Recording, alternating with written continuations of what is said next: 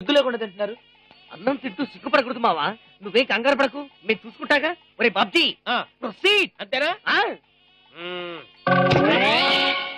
ఏంట్రా ఇది? కనబట్లేదా ఏంటని అడుగుతున్నావు? అన్నంలో రాయి. ఓ పెద్దరేటా ఏమిటి బాబు? ఏంటిది?